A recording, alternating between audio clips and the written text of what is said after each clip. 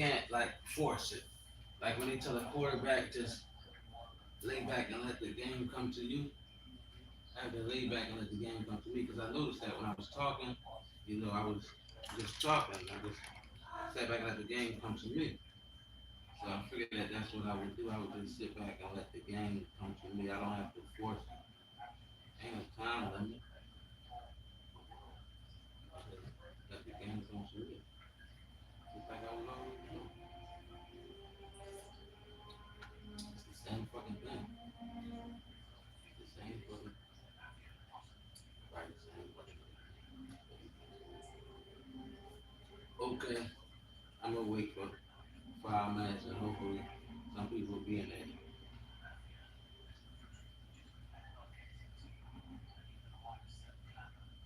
I just wish I could play some music.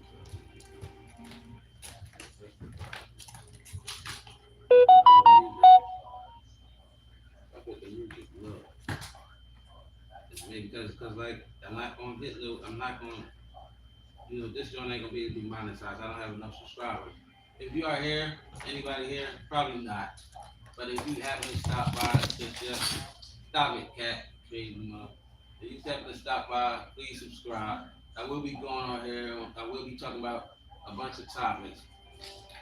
The topic for, God damn it, oh. The topic for tonight is for the ladies and gentlemen. But the topic is, gentlemen, do you want to marry? I mean, do you want your wife eating your ass? Yeah, the person that you love, not your wife. The person that you're gonna be kissing, the person you love. You want her eating your ass? Because I mean, before anybody jump into their opinion, I don't want that person as a mate. I don't. I don't think I'm not knocking eating ass or anything, but that's not a person that I want. So I just want to know what y'all think. Because for me, I'm like when it comes to me and something like that, and you can ask people, I put layer on top of layer on top of layer. Next thing I be saying is I wonder who else ass she eat. You know what I'm saying? And I be putting so that right there, I be putting, and you can ask people that. You can ask people that they'll tell you. I put layer on top of layer on top of layer on top of layer. This is all bad. But that's topic number one. I usually get some opinions on that. On something. It's gonna just be like all anonymous. If anybody's done it, probably maybe they. Mm. But what I did want to do, I wanted to let y'all hear a little bit of my newest book that I just wrote. This joint is called Strange. This is, as a matter of fact, I'm gonna go back. I'm gonna go back. This is episode 1 of Strange Acquaintances. It's called the Stockholm Syndrome. It's about, well, I just read the, I'm on positive energy. I'm on, this is the positive network. This joint back here, I want to get Leon joint that say the positive network. Because that's what I'm on. I ain't on that bullshit. I ain't on that bullshit. I'm on positivity. I ain't on that bullshit. I ain't on that bullshit. I'm on positivity. I ain't on that bullshit. This is part 1. This is volume 1 of Strange Acquaintances. It's called the Stockholm Syndrome. This is a little sample. This title is narrated with virtual voice, computer-generated narration for audiobooks. The Stockholm Syndrome by Louis Leach III and York-bound Publications. York-bound Publications presents Strange Acquaintances, Volume 1, The Stockholm Syndrome. Written by Louis Leach III. Edited by York-bound Publications and Sakina Cornelius. York-bound Publications. No parts of this book may be reproduced or transmitted without written permission from the author. Copyright C 2023 by York-bound Enterprise. Volume 1, 1. I The don't know, I might Stockholm do get on that Syndrome bullshit. by Louis Leach. I 3. might do get on that bullshit. 2. Deception. I might 3. do get on that bullshit. Food stamp whore. The Stockholm Syndrome. BY. Louis Leach. 3. Chapter 1. Melody smiled and silently counted down as she stared at the clock on the wall. 5, 4, 3, 2, 1. Drop the goddamn confetti. She was out of this joint. Yeah, I'm sorry, but what I should have did was read the description to y'all before I started, but you ain't missing much. And it's only gonna go for another 2.5 minutes, so I don't know how much into the book it's gonna really get. But the description of this joint says, Melody is a 29-year-old postal worker who lives a pretty routine life. The most action Mel usually got was the frequent arguments with Gary, her ex-boyfriend. Melody's routine life is interrupted when unexpected events enter her peaceful existence. Mel is pushed to her wits' end as she attempts to make sense out of the events that take place over the course of the night. The events leaves Mel wondering what is real and what is part of her imagination. This story will likely make the reader feel the same way. Back to the book.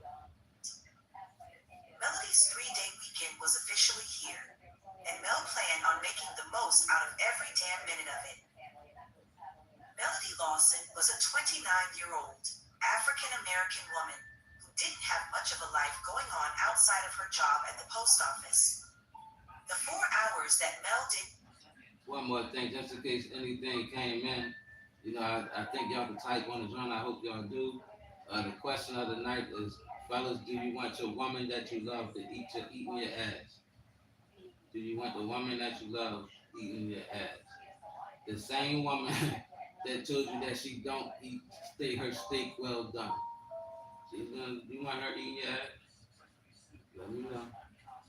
Did customer service for return packages and other services was usually the best part of her day.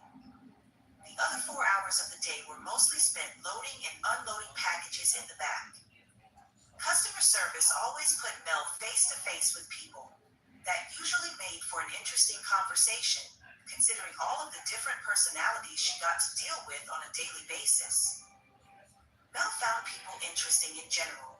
Ironically, Mel was not really a people person.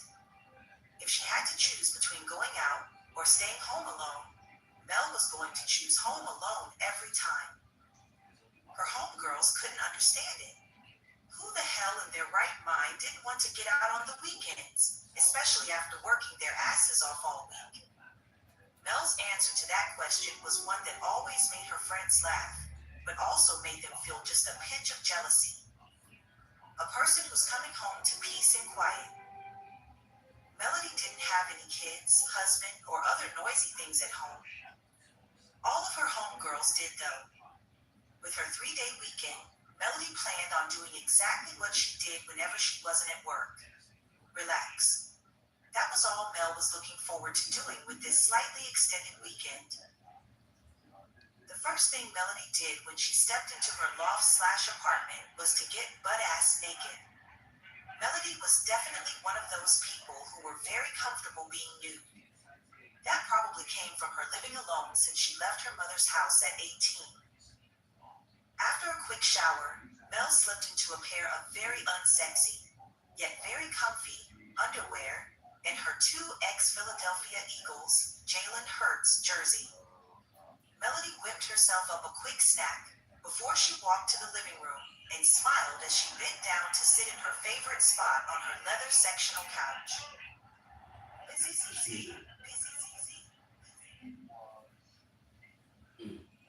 That was the Stockholm Syndrome, Strange Acquaintances, Part 1. The Stockholm Syndrome by Louis III. You can get the ebook. You can read the ebook free if you have Amazon Prime. You can get this book. It's not in paperback, but you can listen to it on Audible. And I think they have some type of you get free. Click above to get a preview of our newest plan. Unlimited listening to select audiobooks. Yeah, I think you get unlimited listening. And You will get an email reminder before your trial ends. So you can get the joint, listen to the book, and then close it because it's gonna be $7.95 a month after 30 days. You can cancel that joint, or you can buy it for $3.99. The Audible book, but you can get to read it for free if do a little finagle. This is part two of the Strange Acquaintances series. It is called O Ronaldo.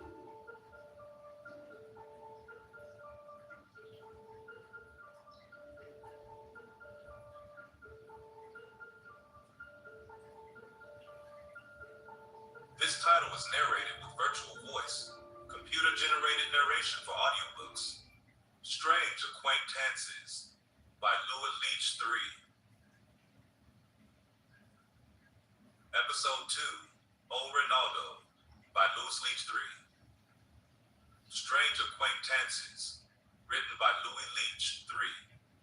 Copyright 2025 by Yorkbound Enterprise, all rights reserved.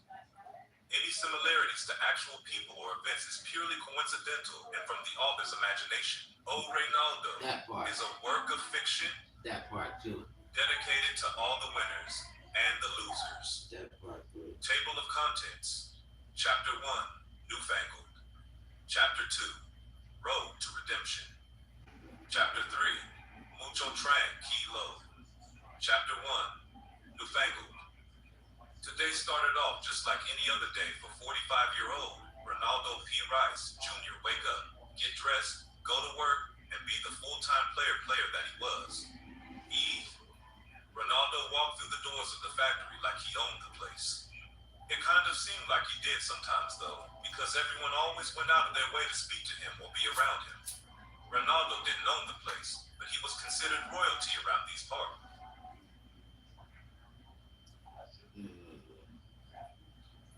Okay, I think that's it. Yeah, because this is a short one. That's what. This title was never. Yeah, that's right. Yeah, because that's a short one. But here's the description of the book. In episode 2 of the Strange Acquaintances, I should have did it first.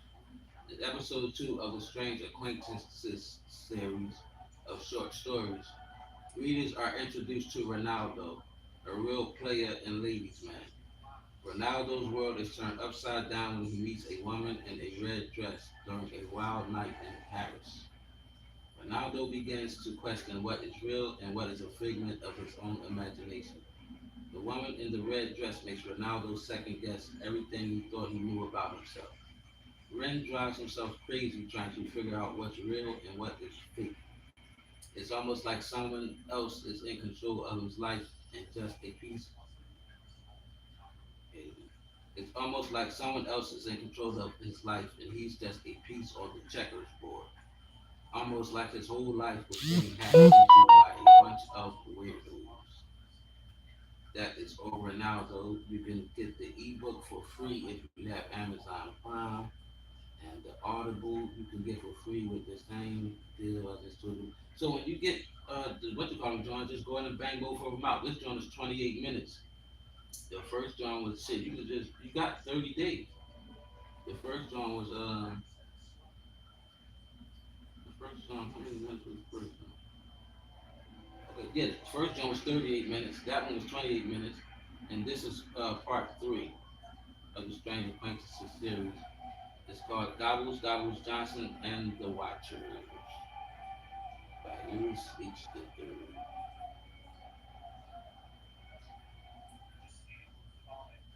The description says, in Volume 3 of the Strange Acquaintances series, the reader will be introduced to 45-year-old mother of 2, Tomiko Chanks.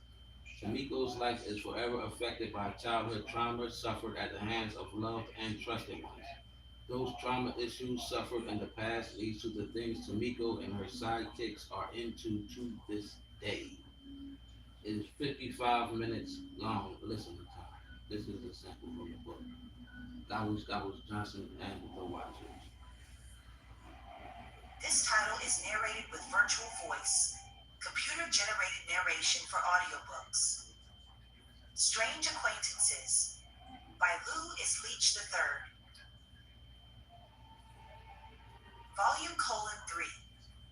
Gobbles, Gobbles Johnson and the Watchers.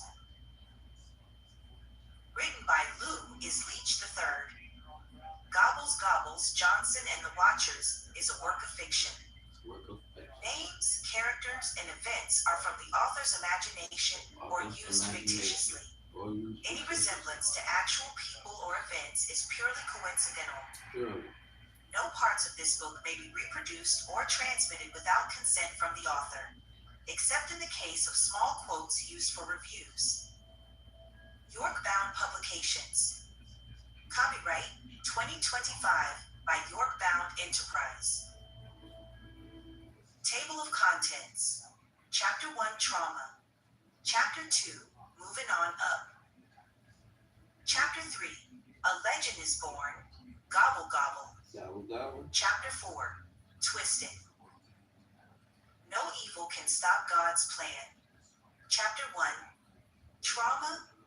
Gigi looked at the lottery ticket in her hand in total disbelief. She was certain that she had to be overlooking something. She looked at the winning combination of numbers on her laptop again, before looking at the ticket in her hand once again. 382516-9-6223. Gigi mouthed the numbers in silence. The ticket she was holding had every one of those numbers, even the Powerball number, 3. Gigi sat there for 5 more minutes checking the winning numbers, and then checking the number on her ticket. She tried her hardest to find the mistake. I mean, there clearly had to be one. There was no way in hell that she just hit the damn Powerball. Most people would have found it hard to believe they were holding a winning Powerball ticket. Gigi was just like most people. Except her disbelief ran a little deeper than most. Gigi believed that she was the type of person that things like this didn't happen to. Things like this usually happen to other people, not her. As far as Gigi was concerned, the only luck that ever came her way was bad. Tamiko Chance was born and raised in North Philadelphia. That was Gobbles Gobble. By the way, GG stands for Gobbles Gobbles. I mean, in case you didn't catch that. But yeah, GG stands for Gobbles Gobbles. Anyway, that is Gobbles Gobbles Johnson and the Watchers. That's part 3 of the Strange Acquaintances series. That book is 55 minutes long. Or for listening to it, it's 55 minutes if you're listening to it. So when you get the, if you get the Audible book, John, and they give you that free plan, you just bang out. That joint, this joint right here is 55 minutes. And we'll go into something else. All right, the Philly Commission. This is a good one. The Philly Commission got 3 parts. I'm gonna play the intro to all 3 of them. It's gonna skip all over. I don't. Let's see. This is the description of the Philly Commission. Local police labeled them a threat to the safety of the city. The feds labeled them a continuing criminal enterprise. People in the street who weren't connected labeled them a group of violent homies or a gang. They were all of the above and much more. They were the Philly Commission, and they had their hands in damn near every bit of money, legal and illegal, that came through the city of Philadelphia since 1986. The Philly Commission was created by Brian Bird Kennedy in 1985. He was only 13 years old when he formed the commission. It was originally created to be just another drug gang, but Bird saw the potential to make much more money by doing more than simply selling drugs. There were plenty more. Wait, that's right. There was plenty more money running around in the streets, and he wanted his share of all of it. His plan was to control all of the city, legal and illegal, and stay out of prison while doing it. And here's a little preview from it. The thing I don't like about, I'm gonna try to skip past it, but most of this preview is them running down the table. I did that around. That's on me, but I'm gonna try to skip that part. Com. The permission from the author. Chapter 5. A change.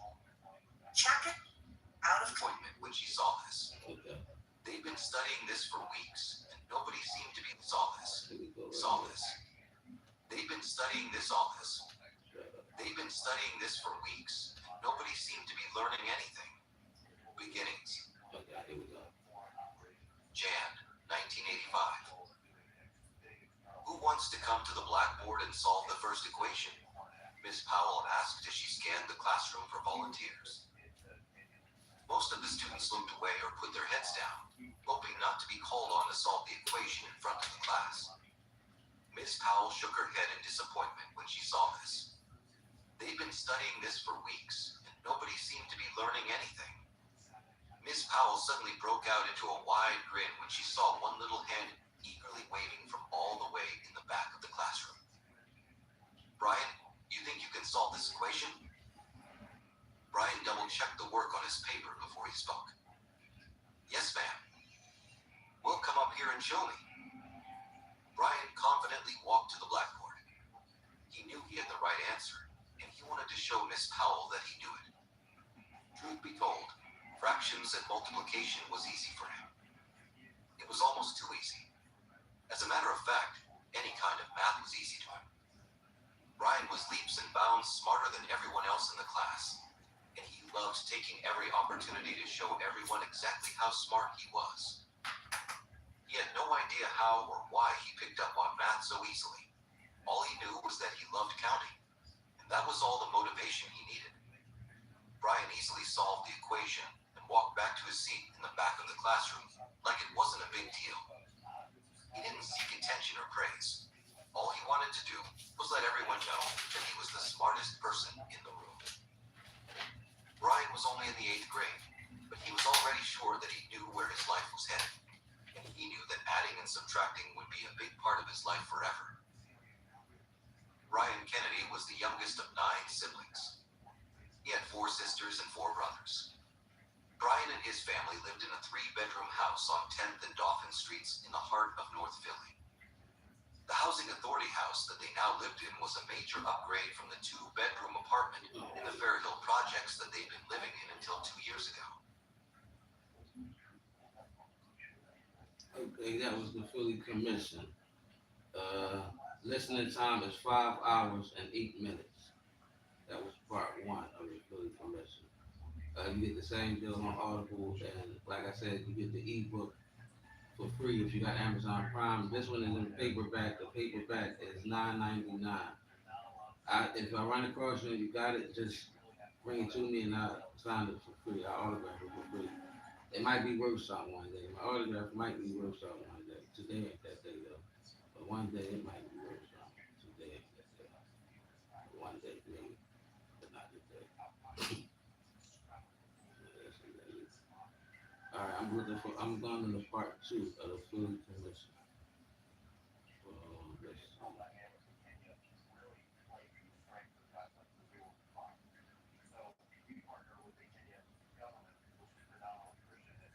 Part 2 of the Philly Commission. This is called These Streets Are Mine.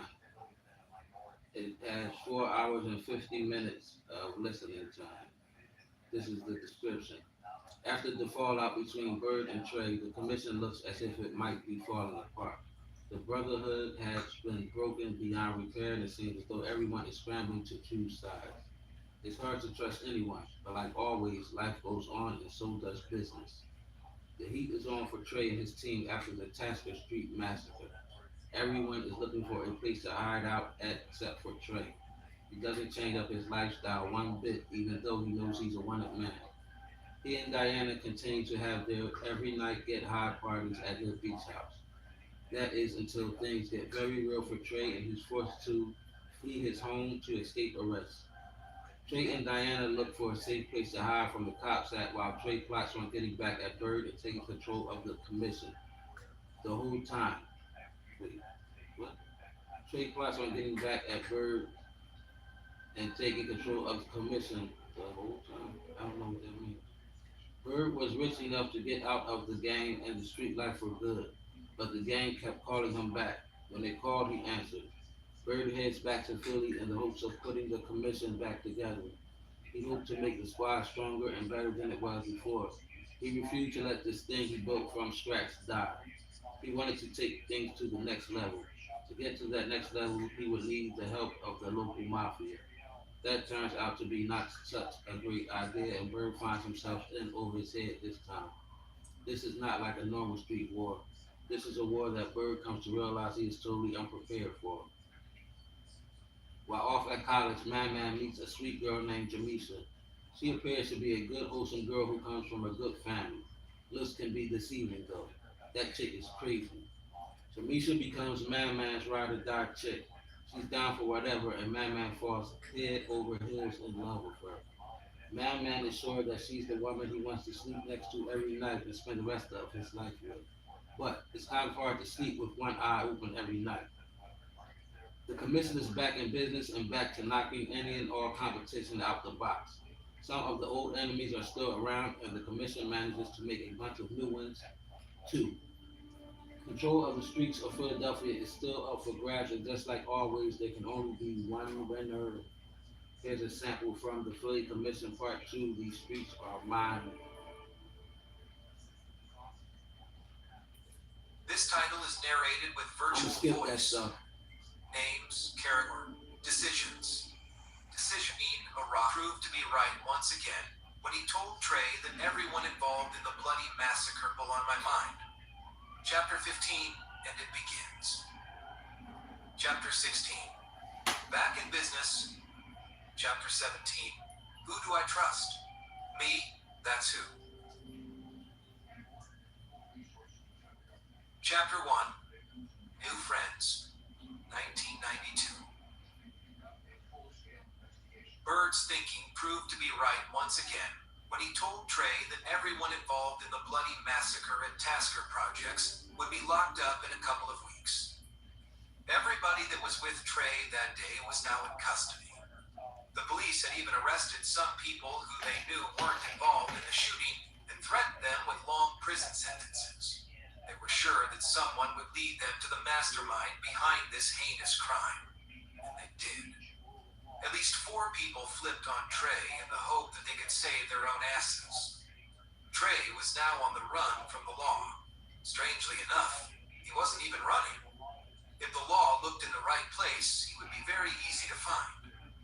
Trey and Diana were still living at their beach house. They were still snorting plenty of coke, and they were still throwing huge house parties every night. The police was the last thing on Trey's mind right now. He was formulating a master plan to off Bird, Man, and Vern and take control of the commission for himself. He had everything mapped out except for one very important detail. He didn't have a squad to move out against Bird and the others with him. All of his peoples were locked up and probably snitching on him right now. He would take care of all of them bitches in a minute too. Bird was first on the list though. His bitch ass had this coming for a long time. Trey didn't have a squad behind him right now, but he had the next best thing, money. And Trey and Diana still had plenty of that left over from the big diamond heist. Trey moved about like he wasn't a wanted man. Being on the run had not changed his daily routine one bit. Trey woke up, stretched, and reached over on his night table for the small mirror full of coke that he was snorting off of last night. He looked at the mirror and frowned. He knew he left at least 10 lines on the mirror before he fell asleep last night, and now there was barely 1 line left on the mirror. Trey snorted the line and got out of the bed. He looked down at Diana, who was knocked out and probably having dreams about snorting some coke when she woke up. Junkie bitch snorted all my shit? I'ma have to start stashing on her nut ass. Trey jumped in the shower and took his time getting dressed after he finished. He walked out of the bedroom and went downstairs to his huge living room. There were people sleeping everywhere and barely a path to walk through. The house was a complete mess. There was empty liquor bottles and trash everywhere. This was not surprising to Trey. This was an everyday thing. His housekeeper would be here by noon. She would clean this shit up. That was part 2 of the Philly Convention. 4 hours and 50 cent. 50 cent. 4 hours and 50 minutes listening time. Now I'm gonna go into episode 3 of the Philly Convention. This one is called Niggas Done Started Something. Episode 3, Philly Convention. Niggas Done Started Something. 4 hours and 2 minutes of listening time. Here's the description. Don't look now, but there are some new players in town. The Philly Commission 2.5 is a prequel to the Philly Commission Part 3 and an official introduction to some of the new players in the game. This book was really supposed to be called 2.5 because it's not Part 3, it's just 2.5, to get you to 3. But 3, this book is labeled 3, but it wasn't 3. But they wouldn't let you, have a 2.5, so I just named it 3. But anyway. The Philly Commission 2.5 is also an update on some of your favorite characters for parts 1 and 2. Spoiler alert, Bird ain't dead. He is, however, mad as hell and very paranoid. Bird has no idea who shot him or why. The one thing that he does know is that he can't trust anybody. To have a person like Bird thinking this way is bad news and a very dangerous thing for everybody he has ever done business with. In Bird's absence, Man has mysteriously reappeared. Man doesn't just pop up and fall into place either. Man returns to take Bird's place as the boss of the commission. Man has no plans to run the family the same way that Bird did, though. Man's plan is to do the direct opposite of everything that Bird has done. That includes making former allies into enemies and making former enemies into allies, including Trey, who is dealing with some issues of his own at the moment. Trey is still awaiting trial for the Tasker Street massacre. Trey's world is shaken up when Holmesburg, the prison that he was in while awaiting trial, suddenly closes. Trey and most of the inmates are transferred to the newly opened CFCF jail right across the street. The new jail is right across the street from the old one, but the two jails are as different as night and day. Trey's whole business and survival is suddenly in jeopardy with the change. With no other options left for him, Trey takes a shot in the dark and reaches out to Ramil, who he befriended while locked up back in Chicago. That one phone call puts a series of events into motion that will drastically change everything for everyone. The story ain't over. Alliances have shifted and players in the game have been lost. But like always, there's money to be made and the commission are looking to be the ones to make it. This is a sample of part 3. This title was narrated with virtual voice. Computer generated Ain't You Coming With Me? JB turned around and smiled at Bird by Kareem Rockman. Chapter 1. Still here. February 1995.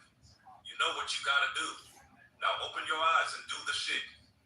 JB yelled at Bird before he turned around and started to walk away. Bird yelled back at him frantically. Wait, hold up. Ain't you coming with me? JB turned around and smiled at Bird as he shook his head. Seconds later, he disappeared into the thick white clouds. Bird panicked. He was here all alone. JB had been his only friend here, and now he was gone. What the hell was he supposed to do now? What if the black, half-man, half-horse things came back to attack him? Who would help him fight them this time? JB had been the only one here to help him before. Bird was terrified. He surely wouldn't be able to fight all of them all alone. Bird started walking in the direction that JB had walked in before he disappeared. Seconds later, he heard the sound of the hooves of the half-man, half-horse creatures. Bird took off running. Dr. Minor, he's opening his eyes. Dr. Minor stopped looking at Nurse Mixchick's ass in her tiny nurse's skirt and raced to the bedside of his patient. He pulled out his small pocket light. Dr. Minor flashed the light directly into Bird's eyes. Can you hear me, Mr. Kennedy? Yes. Bird could hear Dr. Minor's voice loud and clear, and he wanted to tell him so. The problem was that his mouth wouldn't cooperate with what his mind was thinking. Bird tried to move his arms and legs. They weren't cooperating either. Bird frantically looked at Dr. Minor. Dr. Minor placed a hand on Bird's shoulder in an attempt to calm him down. It's all right, Mr. Kennedy. You're fine. Nurse Mixchick, pass me my stethoscope, please. Nurse Mixchick passed the doctor his utensils. Dr. Minor checked Bird's heart rate and pulse. He nodded when he was satisfied with the results. Mr. Kennedy, you were shot.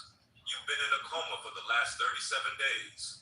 You have undergone 4 surgeries. You're going to be fine as far as I can tell. That's the good news. The bad news is that some major arteries were hit when you got shot. Thankfully, none of the bullets you took hit any places that would permanently paralyze you, but you do have a very tough road ahead of you. It's going to take extensive therapy to get you back to where you were before the shooting. You're going to have to get familiar with your body again. Doing things that had once come easily for you are going to be a challenge. Even things as simple as speaking, as you've already found out. Bird closed his eyes and hoped that when he opened them again, he would be anywhere else but laying here listening to this peacock-faced doctor talking about how he was basically going to be like a child again. This shit was ridiculous. And why was this happening? Because somebody had the nerve to run up on him and pump him full of bullets. Him, Bird, a man who could have a person killed with the snap of a finger or the blink of an eye. Who the hell would have the nerve or heart to even think about trying to take him out? There was quite a long list of suspects, even though Bird's ego wouldn't allow him to believe that. First, there were the predictable suspects. 1. Johnny French, of course. It was more than likely that Johnny French had connected Bird to his nephew Vinny's death. Unless, of course, Vinny had went out on his own and kidnapped Aiden. That would be good for Bird because for all Johnny French would know, his nephew could have been killed in a drug deal gone bad or something. There was nobody left to tell him otherwise. Mon and Jamisha had taken care of Vinny's bodyguards, who were the only 2 witnesses to the whole thing.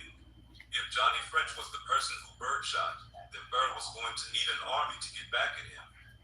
Not an army in the cool usage of the word, like a bunch of homies with guns kind of army. It was going to take a real army to get at Johnny French. Like Army, Navy, Air Force, Marines kind of shit. Johnny French was now New York's numero uno crime boss. He was surrounded by all kinds of security and protection around the clock. 2.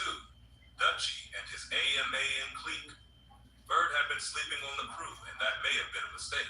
AMAN were looking to take over the city. To do something like this, they would definitely need to take Bird and the commission out sooner or later. Then there were the possible suspects. 1. Trey. Bird and Trey had pretty much called a truce. That was the Philly Commission Part 3. The same thing isn't you get the ebook with if you have Amazon Prime you can read the ebook for free. Other than that, that's $2.99 for the ebook. Audiobook, I said deal with the audiobook and you can get it in paperback. It's not in paperback. It's not in paperback right now. I do it. It's not in paperback right now. So that was the Philly Commission. This is A Good Girl Gone Bad. It's a 2-part series. It's a 2-part series.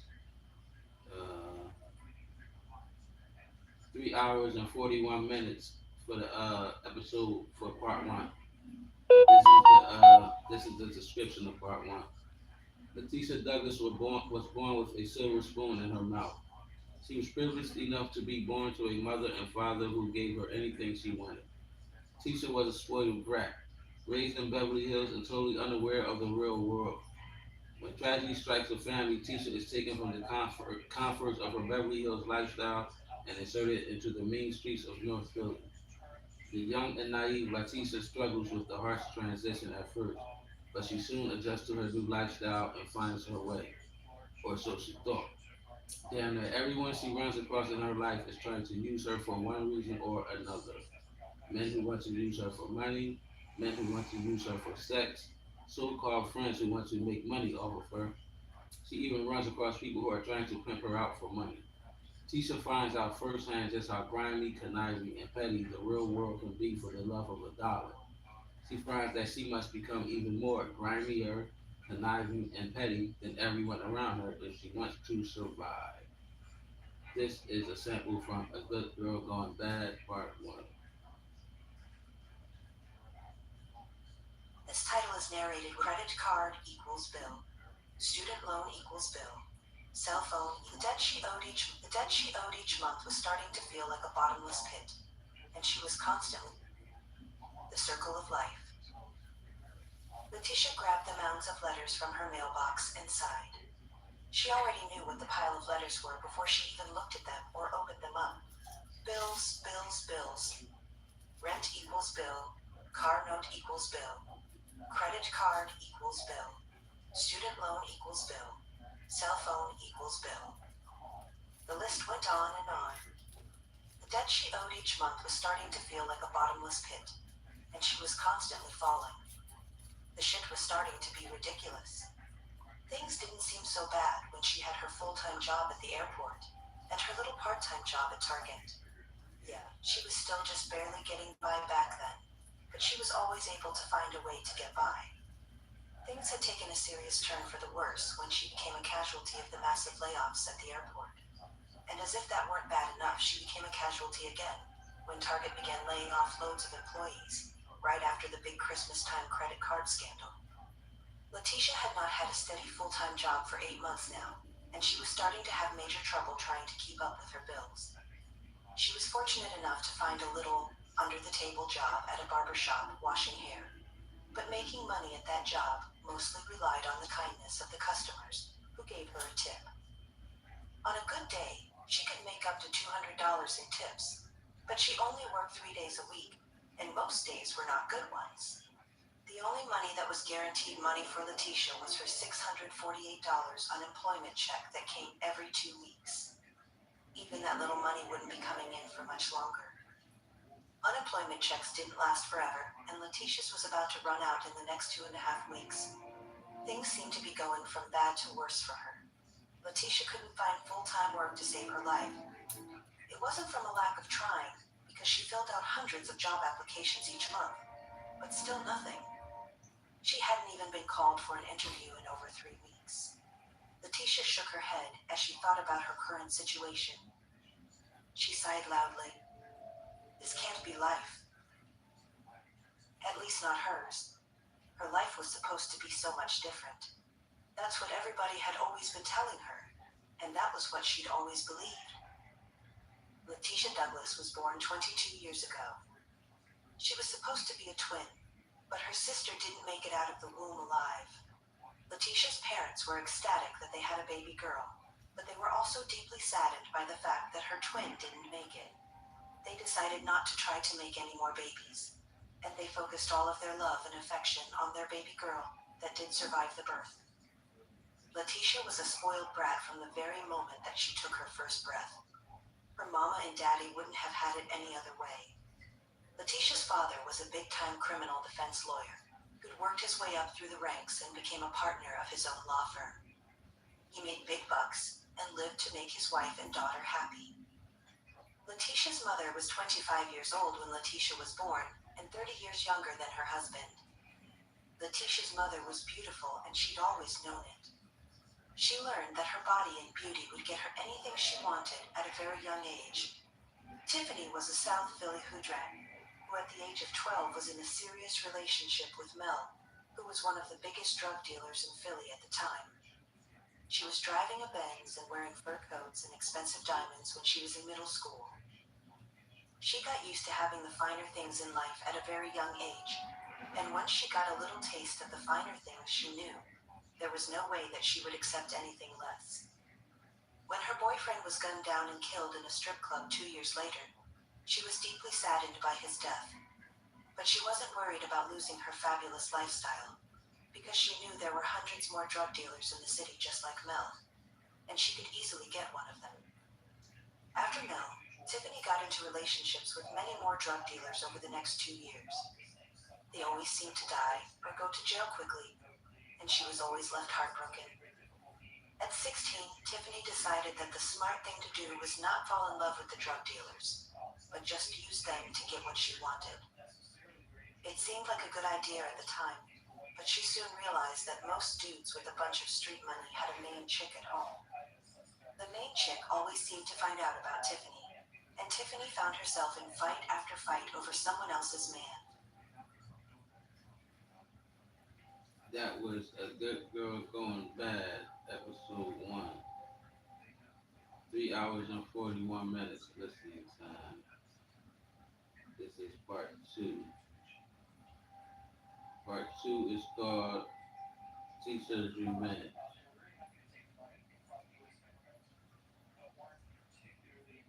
It is 3 hours and 49 minutes of listening time, and this is the description.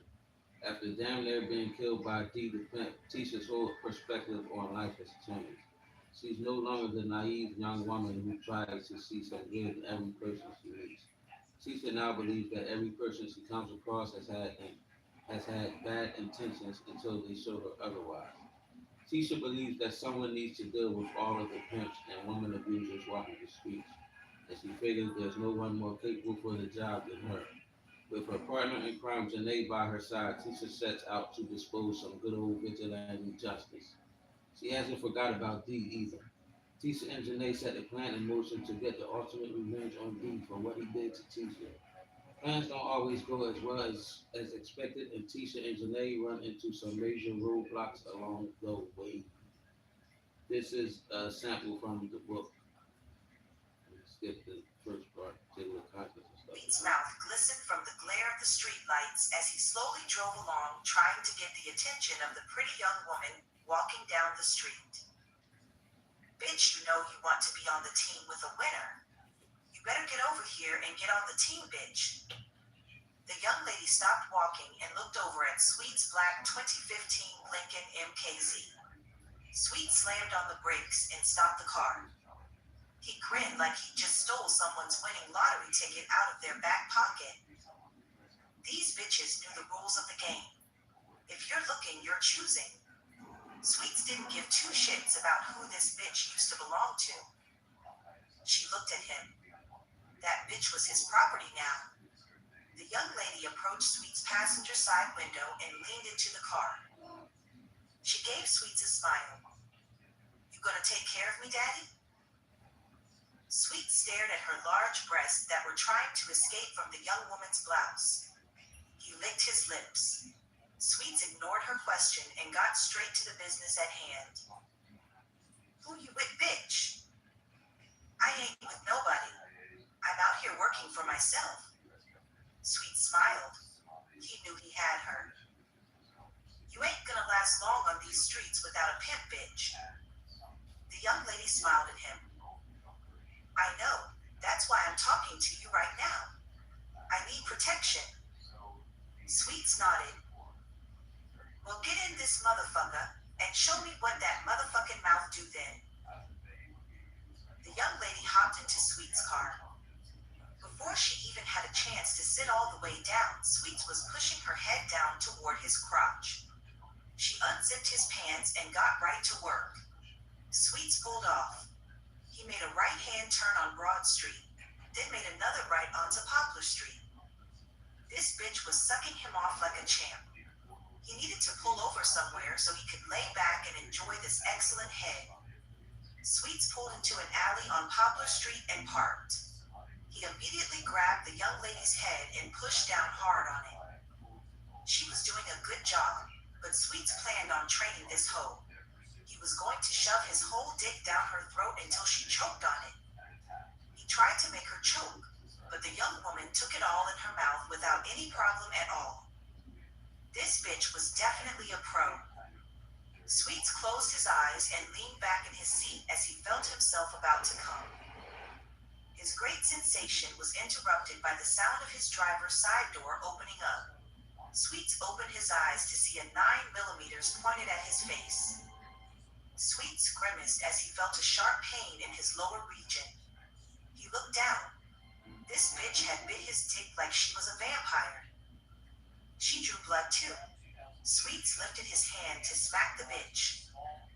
Before he could put his pimp hand in motion, he felt the pain of the cold steel of the 9mm.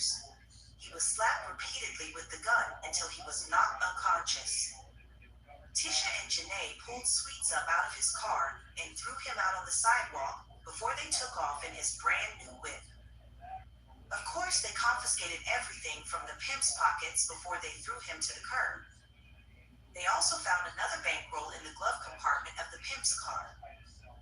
This was not unusual behavior for the duo. This was just another day at the office for them.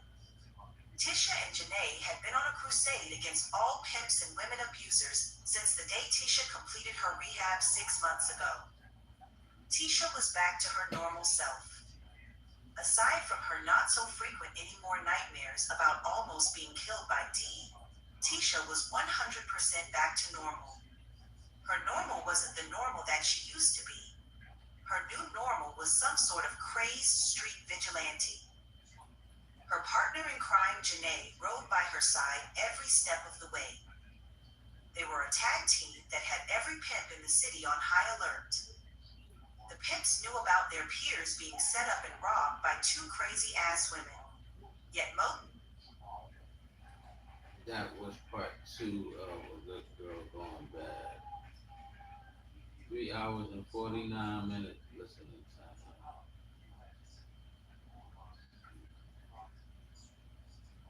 This is Straight Scandalous. Straight Scandalous by Kareem Abdul Rahman.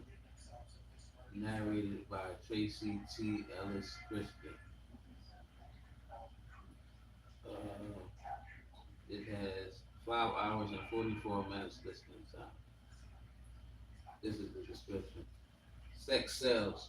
Tawana learned this early on in life and had been applying this knowledge to every aspect of her life ever since.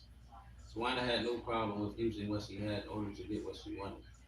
Tawana's daughter, who was only 15 years younger than her, was the complete opposite. Ali wanted nothing from anyone. She believed that hard work was the thing that got you to the top. Ali was an up-and-coming R&B singer whose career had risen earlier, but was now stuck at a standstill. Tawana played a big part in getting Ali to the point she was at today by having sex with every person connected to the music industry that she could find. But even that failed to take Ali's career to that next level. All of that changed when Ali met a local superstar in the R&B world named Kendali. Meeting him turned out to be a blessing and a curse at the same time.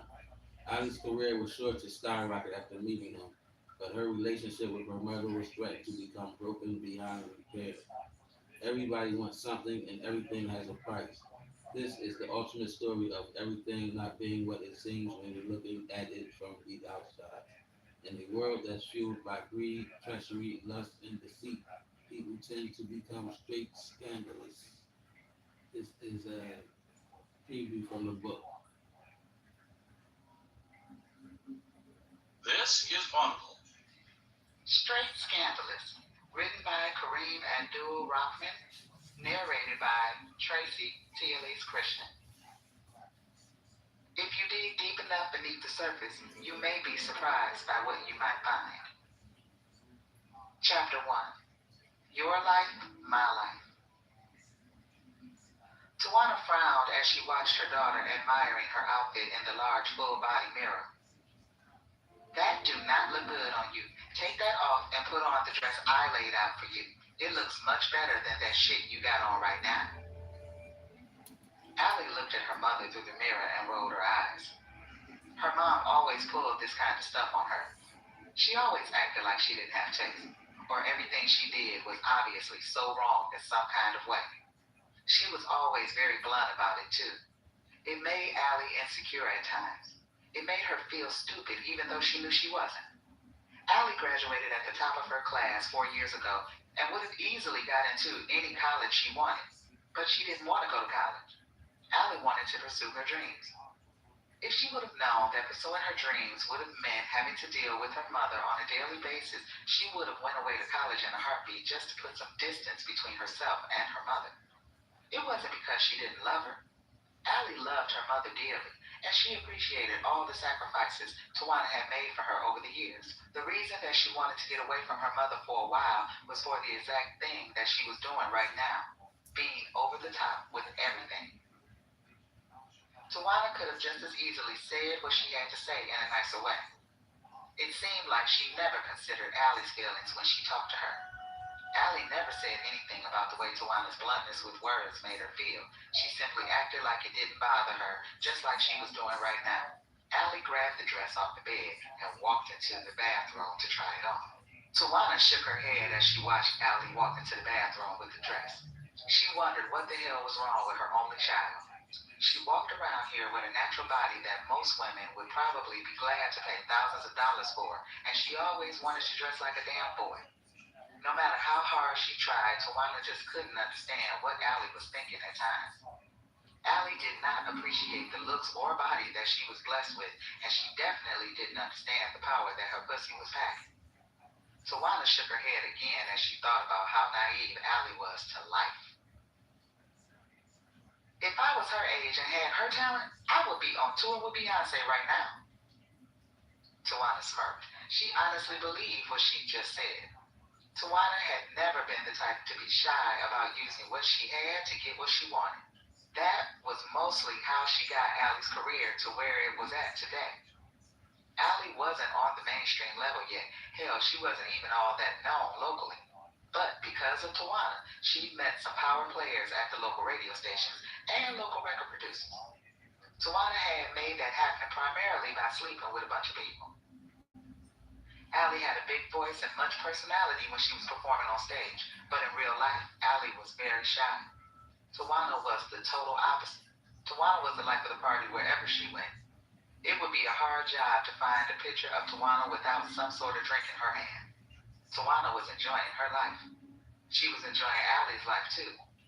Tawana was living out the life she'd always dreamed of having through her daughter. Why shouldn't she? Tawana loved her daughter to death, but she was sure that if she had not had Allie at such a young age, her life would have been much different. Tawana Richardson was born in Chester, PA. She was the youngest of 5 siblings, all boys except for her. Tawana never knew her father, and neither did her brothers. Because they had no real father figure in their lives, Tawana's brothers were always very protective of their only sister. They also took it upon themselves to make sure they made her hard enough to face the world that was out there waiting for her. Tawana learned how to fight by the time she was 8 years old, after constantly getting beat up by her older brothers. By the time she was 10 years old, she was in the streets fighting and beating up boys as old as 16. To no one's surprise, Tawana was a rough and rugged tomboy. Her tomboy phase didn't last long, though. At 12 years old, Tawana became very interested in boys. Tawana was a cute little girl, and all of the little boys loved her. She quickly noticed that boys would do anything to get her attention. They gave her candy, potato chips, and all kinds of snacks just for a little bit of her time and attention. Tawana wondered, what could she get out of the little boys if she kissed a few of them? You've reached the end of this preview. That was straight scandalous. 5 hours and 44 minutes running time. It's a standalone book. There's no part 2.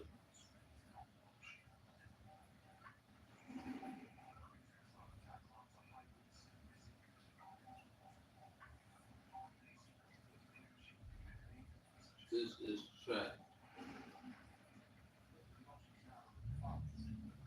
by Kareem Abdul-Rahman, narrated by J.J. Travis.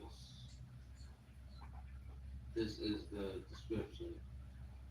Trapped is the story of a single mother trying her best to raise 3 kids on her own, the best way that she can while trying to manage some sort of a love life for herself. Trapped is the first installment in this series of books that will take you through the trials and tribulations of Zakia, a young woman who was on her way down a very dark and destructive path. Kia tries her best to turn things around and becomes a strong example for her kids as to how they should try to live their lives. As Kia tries to change her own and kids' lives for the better, she's constantly bombarded by changes and situations that threaten to take away her sanity. Kia thinks she's strong enough to handle anything, but some things that happen to her make her wonder how strong she really is. From Kareem. This trap series might easily be my best work to date. Every character has a purpose in the story, and most will be connected to the big picture of the story when everything is said and done. You may not be able to see how instrumental the character is to the story at first glance, but believe me, by the time the story wraps up, you will see. As the series progresses, I think you will be surprised by how well everyone and everything connects. This is a preview from Trapped by Kareem Abdul-Rahman. This is Audible. Good Publications presents Trapped. Written by Kareem Abdul-Rahman. Narrated by J.J. Travis. Trapped is a work of fiction. Names, characters, and events are from the author's imagination or used fictitiously. Any resemblance to actual people or events is purely coincidental. Yorkbound Publications. Copyright 2015 by Yorkbound Enterprise. Table of Contents. Chapter 1. In case there's more people in here than what's in here when I first got in here, the topic of the night is: do you want your loved one, your mate, the person that you love dearly, put on a pedestal? Do you want them eating your ass? That's the question. It's really for men. Do you want your woman eating your ass? It's really for men, honestly. Do you want your woman eating your ass? Drop your answers below and we'll see what we come out with. The pool. But back to the book. 1. Strong, independent black woman. Chapter 2. A lovely day. Chapter 3. Rolling. Chapter 4. It's complicated. Series. I decided to make Trap a side piece in the matter of a book and paperback includes I have been a big deal. That wasn't the case for Little E. Justin was his idol. He'd always wanted to be just like Justin, ever since he could remember. Strong, independent black woman. Little E jumped out of bed and headed for the bathroom with a huge grin on his face. He was going to get to hang with his older brother Justin today. Not just for a little while, but for the whole day. To most 12-year-old boys, hanging with their older brother would not have been a big deal. That wasn't the case for Little E. Justin was his idol. He'd always wanted to be just like Justin, ever since he could remember anything. Justin lived with his dad during school time. Little E only got to see his brother during the weekends and summertime, when he came to spend the summer at their house. If it was left up to Little E, he would spend every minute of every day with Justin. He could never do that, though. Justin was wildly popular everywhere he went. He lived in Cleveland with his dad, where he was very popular at. And Justin was just as popular here in the suburbs of Pennsylvania. Everybody knew and loved him. Justin was one of those dudes that had something about him that attracted people to him. Justin played every sport that you could think of. Not only was he good at every sport, Justin excelled in them shits. He was a special kind of talent. Justin's talent did not go unnoticed either. He had a football scholarship to attend USC next year. He was probably going to end up starting for the basketball squad too. This was going to be Justin's last summer in Philly for a while. He was probably going to be spending his summer in Cleveland with his dad or stay away at school. Little E knew it, which was why him getting to spend some time with his older brother was so important to him. Little E was nothing like his older brother. Even at 12 years old, he was considered short.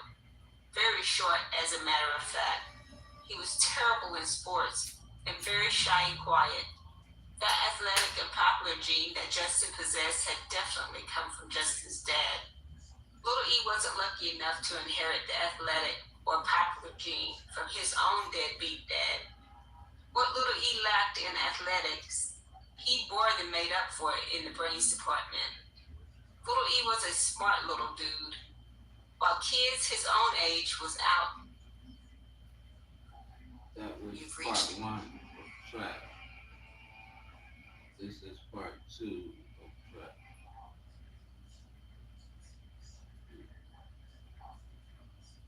Alright, this is part 2 of Trap. Part 2 is called Wild Child by Kareem Abdul-Rahman. It don't have this one don't have part of it. This one don't have, I gotta do that. This one don't have part of it. But well, I ain't no YouTube thing in here. But alright, I run the description anyway. It's 145 pages in print. And It says the saga continues. The drama that Kia and her family faced in book one was only the beginning. There seems to be some kind of drama or tragedy around every corner, and Kia finds herself caught up right in the middle of all of it. People and events from Kia's past start to show up at her doorstep, and things begin to spiral out of control. And that's part two of the chapter. Don't have it audible, but I'm gonna do it. I'm gonna come back to it all when it comes back all wrong. But this one right here is called Family is Forever. It's a standalone book.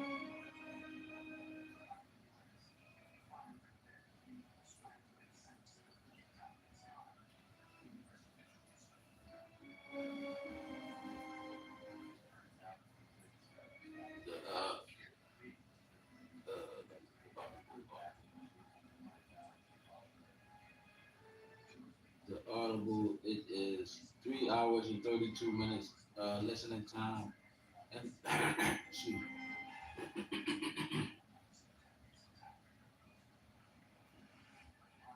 Excuse me. It is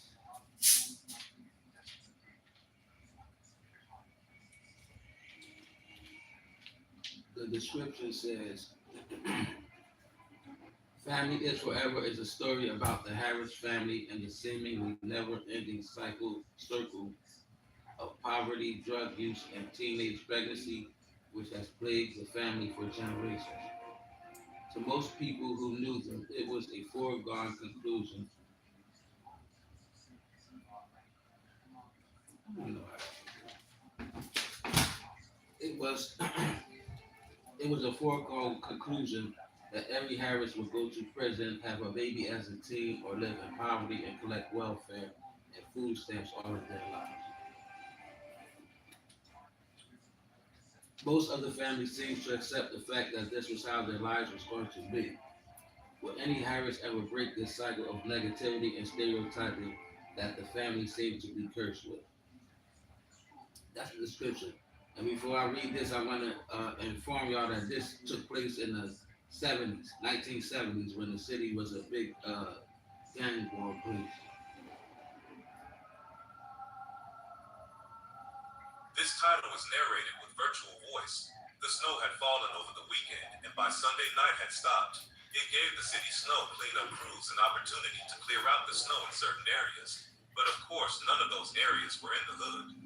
While the streets of Center City and the suburbs were cleared, the inner city streets still looked as if it was hit heavy by the snowstorm.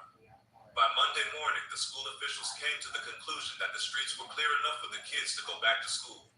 Jerome Harris trudged through the heavy snow and cussed with every step that he took. The mountains of snow that he had to walk through was ridiculous. He couldn't believe that his mom would send him outside in this shit. What the hell was she thinking? He was not equipped to be outside in this kind of weather. The old coat he wore that he had for the last 3 years did nothing to keep him warm on this 5-degree below zero morning. It was freezing cold and the wind was hawking. His old-ass coat may as well have been a t-shirt. It felt exactly the same. Jerome's pants were just as bad as his coat. He had holes damn near everywhere in his jeans, and they weren't that way for the sake of fashion or style. They were like that because he had them for at least 3 years, and they were hand-me-downs when he got them. Jerome didn't have boots. He wore his Converse sneakers that he stole from some fool that decided to wear his good sneakers to the swimming pool in the summer that had just passed. Low-top Converse were not built for this weather, and snow flowed into the shoes like water every time Jerome took a step. His dirty socks were becoming soaking wet, which was making Jerome even more uncomfortable. He had no hat or gloves. Those type of luxuries were unimaginable to him and his family. As he walked and thought about the things that he did not have, he wondered more and more if his mom even cared about him and his little sister. She probably cared about his sister a little bit more than him because her school was right around the corner from their house. But how could she find it in her heart to send him to school in this weather? Their house was on 13th and York Streets in North Philadelphia, and Jerome's high school was located at 8th and Lehigh Avenue. It was not a great distance to walk on a regular day, but in this damn near knee-high snow, this was going to be a very long hike. The snow wasn't even the worst part about his hike to school. It was the gangs. In 1975, the streets of Philadelphia were filled with small gangs from almost every street corner in the city. If you were just a nobody from no gang walking through another gang's territory, you would probably just get jumped and beat up. That was no big deal, but if you happened to be a known member of another gang like Jerome was, you were probably going to get sent to the hospital or killed for walking through someone's turf. If you walked through someone else's turf, you were looking for some trouble. There was no exception to this rule. A normal person could have just walked straight up 13th Street, then turned when they got to Lehigh Avenue, and then simply walked down to 8th Street. Jerome couldn't do that. He would have to take the long way to school to try to avoid walking through anyone's turf. If he had just one of his gang members with him, they would walk anywhere they wanted and fight whoever stood in their way. None of Jerome's gang members went to his high school, though. Jerome's gang was from 10th and Oxford Streets, and they all went to their neighborhood high schools, William Penn or either Ben Franklin. Jerome would have went there too if it had not been for his mom moving them to York Street. He was alone all the way over here. Jerome knew that the only reason that his mom had even moved them over here was to be with her latest love interest, Mr. Mike. Jerome hated Mr. Mike, and he was pretty sure that Mr. Mike hated him too. Jerome's mom was 28 years old, and Mr. Mike was about 65. Jerome could see no reason other than sex that a man that old would want to be with a woman so young. In Jerome's eyes, Mr. Mike was a con artist who was getting over on his mother. If it was one thing that Jerome hated, it was someone trying to get over on his mother. Before his father died 5 years ago from a liver disease, he made Jerome promise to look after and care for his mother. Jerome admired his father, even though he was a known alcoholic who was usually a drunken mess whenever Jerome saw him. But that was still his dad, and Jerome was starting to feel like he was letting his father down by allowing his mother to be with an old-ass, perverted scumbag like Mr. Mike. Before Jerome's mom met Mr. Mike, she never smoked or drank or anything. That Which Family Is Forever by Kareem Abdul-Rahman. 3 hours and 2 minutes listening time. The Kindle you could get for free if you have Amazon Prime, or you could buy it for 99 cents. The paperback book is $11.99, and right now the Audible book you could get for free. I guess you have to sign up for their trial, but you can cancel it at any time.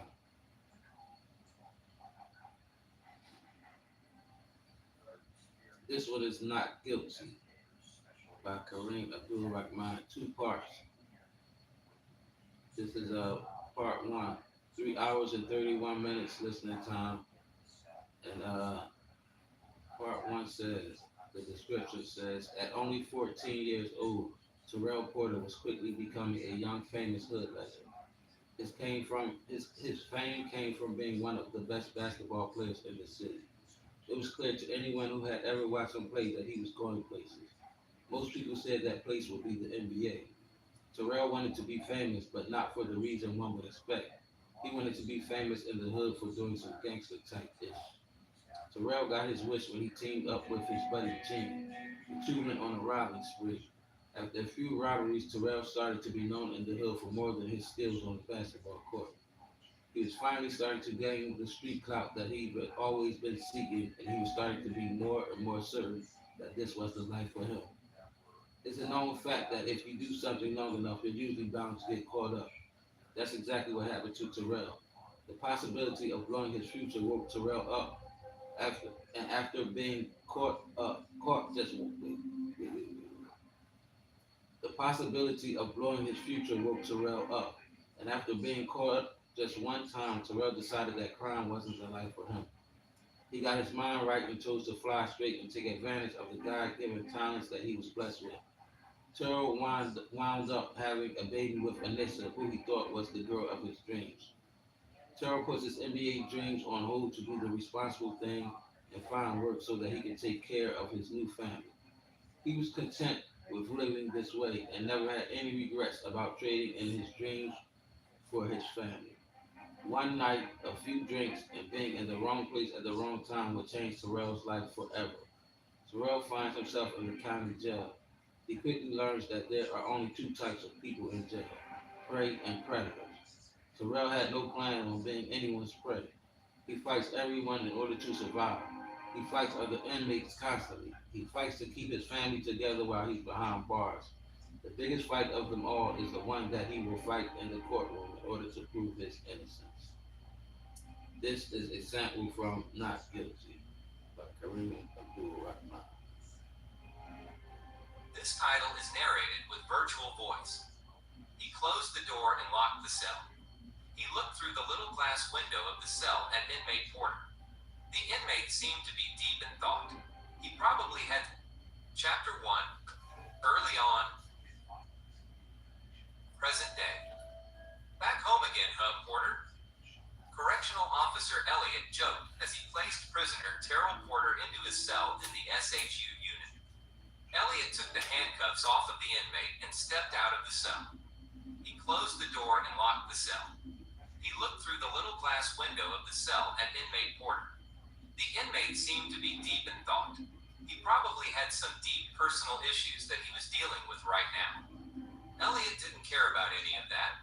With him being the asshole that he was, he couldn't resist taking one last cheap shot at the inmate before he went on his way. You ain't a young man no more, Porter. You can't be out there getting into fights every day and taking the chance of getting stabbed or killed. We wouldn't want you getting killed prematurely before you gave the state at least 50 years of that life sentence you carrying. Correctional Officer Elliot laughed and walked away. Thinking that he played some part in making an inmate's day a little more miserable than it already seemed to be, always brought him endless amounts of pleasure. It was almost better than sex to him. Terrell stood in the middle of the cell looking in the blurry mirror. He hated to admit it, but he was getting older by the day, and for the first time he actually looked in the mirror and did not recognize the face that was looking back at him. It wasn't exactly an old man that looked back at him, but there was a noticeable amount of gray hairs in his beard and his hair. Sometimes he forgot that he wasn't the 17-year-old young man that walked into jail 20 years ago. That naive teenager was long gone and would never be coming back. He'd seen way too much to ever be able to look at the world in the same way again. Terrell laid on his bed and closed his eyes. Even after 20 years, he still saw the same visions every time he closed his eyes. Himself as a young man, his family and friends, and the love of his life. There were also the nightmares of the events that led up to him being here. 1990. Summer. The heat and heavy sweating woke Terrell up way before he wanted to get up. He opened his eyes and looked over at his raggedy fan, whose only purpose seemed to be helping to circulate the hot air that was in his room. He wondered why he even bothered to turn it on sometimes. Terrell shook his head as he wiped the sweat from his face and body with the covers. This heat was not going to fuck up his day. Today was officially the first day of summer for him. They had been out of school for 3 days, but today was the day that the Summer Basketball League at 12th and Susquehanna Street started. He was signed up to play in many basketball leagues around the hood this summer, but 12th Street's league was starting first, and he couldn't wait to play in his first game later on today. Terrell got out of his bed and headed downstairs to take a piss. He walked down the stairs to the second floor where the only bathroom in the 3-story house was located. He was instantly pissed off when he got there to see that the door was closed. He knew it was his sister Misha in there. Misha was 16 years old and always seemed to be in the bathroom whenever he wanted to get in there. He knew most of the time she wasn't doing anything in there except her hair or fixing her makeup or some other dumb-ass shit that had nothing to do with using the toilet or the bathtub. Terrell banged on the door. "Come on out of there, Misha. I gotta take a piss." He could hear Misha laughing from the other side of the door before she yelled out, "If you knew you had to use the bathroom, you should have beat me to it. You better hold it in or pee out the window or something, cause I ain't coming out no time soon." He knew Misha did shit like this just to be smart. He was going to beat her ass one day. She was only 3 years older than him, but she walked around the house like she owned the joint. He didn't have time to argue with her silly ass right now. He had to piss bad. Terrell kicked the door and ran back upstairs to his room. He looked around for the Snapple bottle that he was drinking out of last night. He planned on finishing off the rest of the juice later, but now he had a change of plans. He poured the rest of the juice out of the window and filled the bottle up with his piss. He really had to go. He filled the whole bottle to the top before he was done. Terrell breathed a sigh of relief. It felt good to get all of the fluid out of his body. He placed the bottle on the floor and reached on his dresser for one of his favorite items, his afro pick. Terrell carried his pick with him everywhere he went. He picked his high-top fit. That was part one of Not Guilty. This is part two. Part two of Not Guilty is called A Fight to the End. The Audible has 2 hours and 42 minutes worth of listening time. This is the description. Terrell managed to survive the violence and craziness of the county jail, but after blowing trial, Terrell is headed upstate. The county jail was bad, but the penitentiary proved to be a whole other level of bad. The plotting, scheming, and violence is multiplied by 10 in the pen.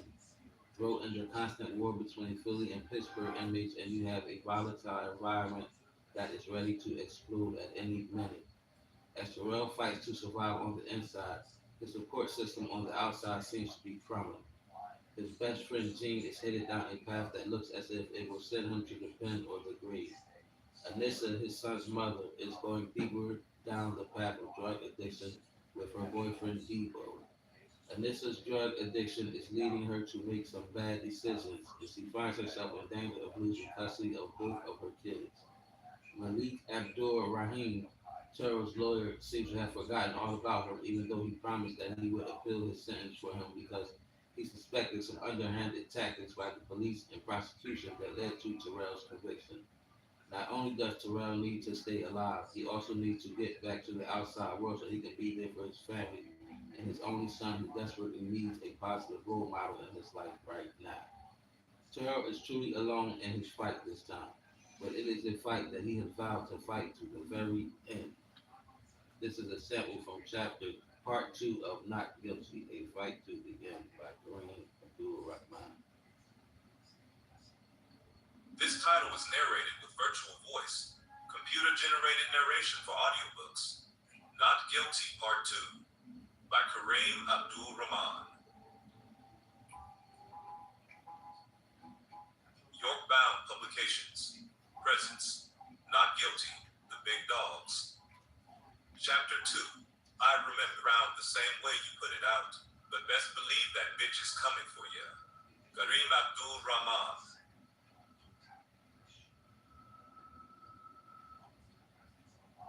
Chapter 1. Stomping with the Big Dogs. 1997. Terrell sat quietly and listened to the conversations that were going on all around him. He was ear hustling and hoping to find out any kind of information on what he could expect to see when he arrived at his destination upstate. Even more than trying to hear what prison would be like, he was listening to try to find out which one of these loud mouths all around him that he should stay away from when he got there. The bus full of inmates was packed with big talk about this and that. From his experiences in the county jail, Terrell knew that the big talkers would most likely be the first ones to get in some shit when they got there. When Terrell first got his life sentence, he planned on being one of the shit starters. After a few conversations on the telephone with his sister before he got shipped out, Terrell changed his whole thought process. Anissa, his son's mother, had basically abandoned their child and left his sister Misha to raise him. It was bad enough that TJ would be without his father, but now he probably wouldn't have a mother around to raise him either. She was too worried about her other babies, Father Debo, and whatever drugs that they were using right now. His son needed a man in his life to help raise him, and Terrell planned on doing everything in his power to get out of this prison sentence and be that man for his son.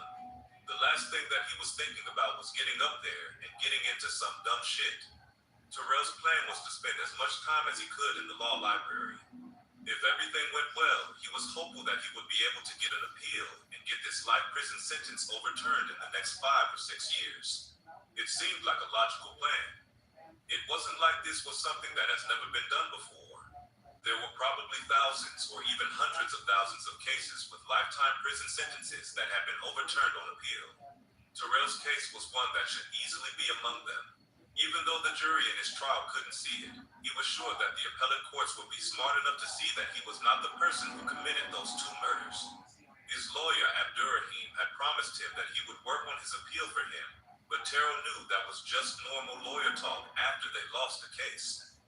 There was no way in hell that Abdurrahim, or any other lawyer for that matter, was using their precious time to do an appeal for someone who had no money to pay them.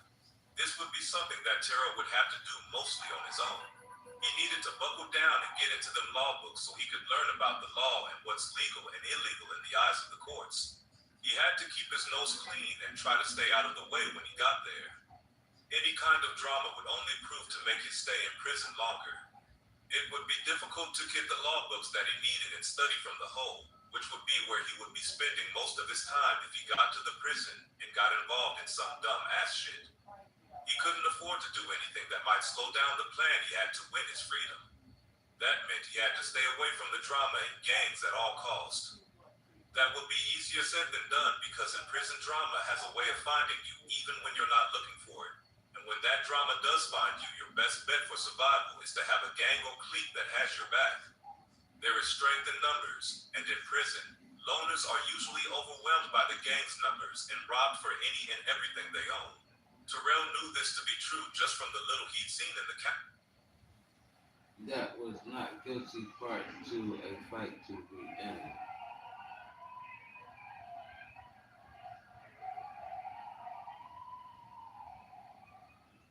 This is From Riches to Rags by Kareem Abdul-Rahman.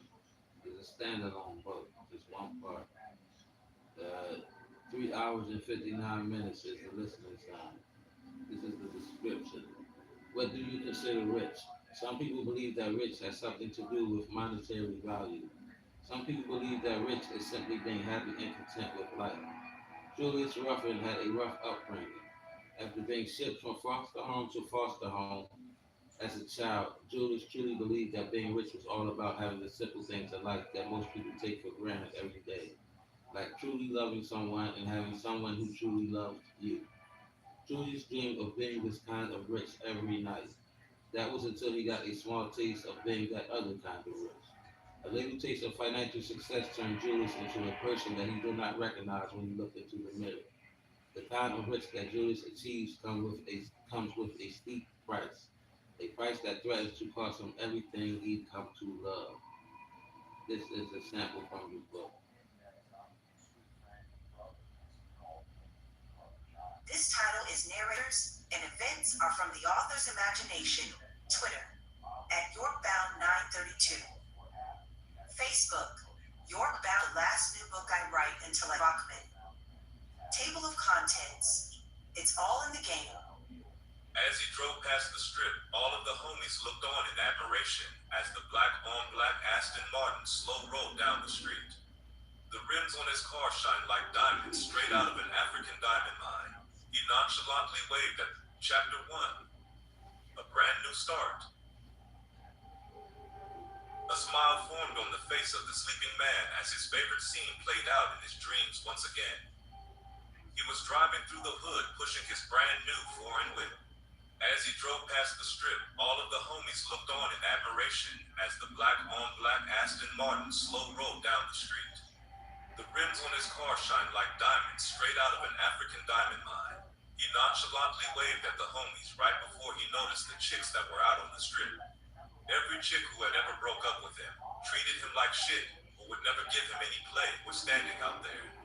Each and every one of them was staring at the car like they wanted to fuck it, literally. It seriously looked like they wanted to take their clothes off, lay on their backs, and let him park his Aston Martin directly in between their legs. He turned on the radio and stepped on the gas like he didn't even see the thirst buckets out there thirsting. Oddly, this behavior seemed to turn the chicks on more as they began chasing his car down the street. Suddenly, there was a loud sound. It sounded like the brakes on his car were grinding up against the rotors. He thought to himself, it's not normal for the brakes on a brand new car to go bad, is it? Julius opened his eyes. The beautiful view of the hood he'd just been dreaming of was instantly replaced with the bottom of the bunk bed he was laying under. When Julius took a whiff of the stale air, he realized that the noise he'd heard and mistook for his brakes grinding was actually his cellmate laying his nasty ass up there in the top bunk, farting in his sleep again. Julius sighed and got out of the hard-ass bed. Goddamn you, a nasty motherfucker. Nigga eating nachos and chi-chis and honey buns and shit all fucking night. Nigga, you knew all of that shit had to come out of your nasty ass some kind of way. Julian shook his head. His celly didn't hear a word of his little rant. That was from Riches to Rags by Kareem Abdul-Rahman. The Kindle is 99 cents if you buy it, or you can read it for free if you have Amazon Prime. The paperback is not in paperback. And the Audible is on like the Audible. It's not in paperback.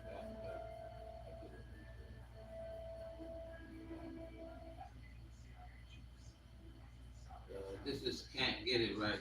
It's a standalone book. There's no part two, and it has 1 hour and 59 minutes of listening time.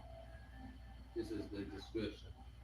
It seemed like Antonio Thompson was born to lose at everything. Tone had bad luck for as long as he could remember, and that had not changed over the years. He was what most people consider he was what most people consider a loser, not just a person who had caught a few bad breaks in life, but a habitual loser.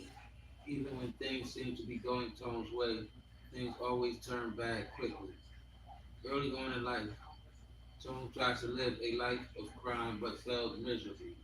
While doing time in prison, he discovered his true passion in life, gambling. Tone always gambled and always lost. Yet and still, he convinced himself that one day he would win big.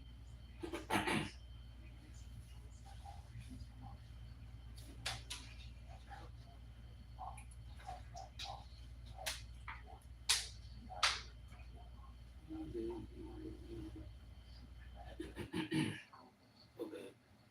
Tone prayed to be the one to catch a lucky break for once. He was willing to trade anything for a little luck. Just when it seemed like no one was listening, his prayers were answered in the form of a winning lottery ticket worth $125,000. Never having this kind of money before, Tone made the mistake of thinking that he was rich. Tone had always been a loner, but his new fortune brought a lot of new friends into his circle. Tone quickly spent his winnings on gambling, women, and taking care of his new friends. When the money was gone, so was all of his friends, and all of the women who had claimed to love him now wouldn't give him the time of day. Tone turned into the biggest joke in the hood for blowing his money so quickly, and he sank into a deep depression. To live your whole life with no money is something that you can learn to deal with, but to have had some money and then have to go back to nothing is a tough pill to swallow. Mysteriously, Tone's bad luck changes and he goes on a winning streak that has never been witnessed before. He can't lose, even when he tries to. Quickly gets back on top. Instead of making the same mistake of blowing his money, he invests in multiple businesses. He also doesn't make the mistake of letting a bunch of friends into his circle again. But Tone still has his addiction to the strip clubs and paying for sex. His addiction threatens to destroy the only real relationship he's ever had in his life. Tone always wondered where and how this blessing to have so much luck in gambling came from. He soon finds out that his luck was not a blessing but a curse. The curse comes with a steep price. All Tone ever wanted out of life was to be rich and accumulate hordes of possessions. How much of a price is Tone willing to pay to have the luxuries and material things of this world? This is a sample from the book. This title is narrated with virtual voice. Computer generated narration for audiobook. He just bid his time and waited until it was his turn to go. He wondered how his life got like this. A bigger question was why did Chapter 1 meet Antonio Thompson, aka. Tone woke up and sighed. Another day of the bullshit, he thought to himself. Same shit every day. The way that he was feeling right now, death would be a welcome relief, but he damn sure wasn't going to kill himself. He just bid his time and waited until it was his turn to go. He wondered how his life got like this. A bigger question was why did God choose his life to be this way? Had he really done anything that was so wrong to deserve his position in life? Tone was what most people considered a loser. Not just a person who caught a few bad breaks in life, but a habitual loser. Even when things seemed to be going good for Tone for a little while, they always went bad quickly. Topic of the night is: do you want your loved one eating your ass? Do you want the person that you love, the person that you adore, the person that you put on that pedestal? Do you want that person? Not, ladies, I don't think this one is for you. I'm talking to men mostly. Do you want that woman eating your ass? That is the question. Drop your answer down below. We'll see what the results are tomorrow, whatever. Back doing something else, and this is the last joint I'm doing. Thank you for listening, whoever is haven't stopped through. If anybody stopped through, thank you for listening.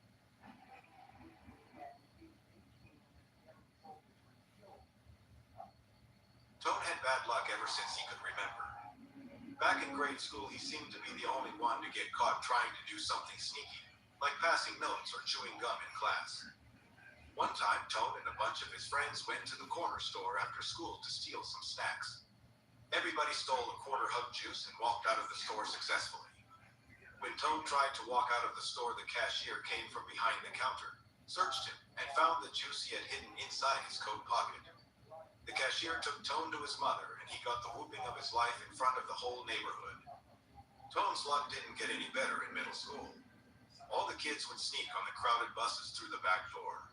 And out of more than 10 people, Tone was always the only one to get caught and put off the bus. His bad luck didn't stop there in middle school, though. One time he got caught cheating on a science test. The science teacher called his mom up to the school, and just like back in elementary school, Tone's mom came up to the school and whooped his ass in front of everyone. Tone figured his luck would surely change once he got to high school. He was wrong about that. It was an everyday thing at the high school for people to smoke weed in the bathroom. Tone was never one of those who smoked. One day he decided to give it a try. And right on cue, the principal just happened to be doing rounds of the school grounds that day and busted Tone smoking in the bathroom. The school didn't have him locked up. They just called his mom and let her deal with him. Tone knew what was coming when they called his mom and prepared to be embarrassed again. To his surprise, when she got there, she did nothing. She felt that he was too old to still be getting embarrassed at school. She told him that it was time for him to be a man. She stopped giving him money, and Tone had to find a way to make some money on his own. Tone started bagging groceries at the supermarket on weekends to put a few dollars in his pockets. Tone had income coming in, but his bad luck in high school continued. He got caught cutting classes one day, and the school suspended him. Tone was fed up with school and decided right then that he would not be returning once his suspension was over. On his way home that day, he ran into his homie Mark. Him and a bunch of others were standing on 8th Street selling weed. Mark asked Tone if he wanted to make some quick money. Tone said he did, and Mark gave him $125 worth of weed to sell. Tone was to keep the $25 for himself and turn in the rest to Mark. Tone had the weed in his hands less than 5 minutes before police cars came from every direction and surrounded them. The police jumped out and threw everyone on the ground. Just Tone's luck, he decided to start selling weed on Task Force Tuesdays. Thursdays and Tuesdays were the Narcotics Task Force days to pick a drug corner to bust. And just Tone's luck, today's target was the very corner that Tone was standing on. It was a very minor charge, but when he got to the police station and the officers told his mom to come pick up her son, she told them to keep him. She'd already told him once that it was time for him to be a man, and she meant it. If he was man enough to get himself into a situation, then he damn sure better be man enough to get himself out of it. Tone was 15 years old. Since his mom didn't want him, the state would be keeping him until his 18th birthday. Tone discovered something that made him happy while he was locked up in juvenile confinement. Gambling. Tone gambled on anything. You name it and he bet on it. Sports, dice, cards, Tone bet on anything that was going on. He loved gambling. It made him feel alive. The adrenaline rush he got from gambling was like being on drugs. He had to have it. The only problem was that Tone was a loser, and he lost a lot more than he won. It was something like 85% to 15% in losing's favor. This kind of luck was never good, but it was very bad in prison. Thank you for listening. Thank you for listening and tuning in. If anybody listening and tuning in, thank you. Remember the question of the night, fellas.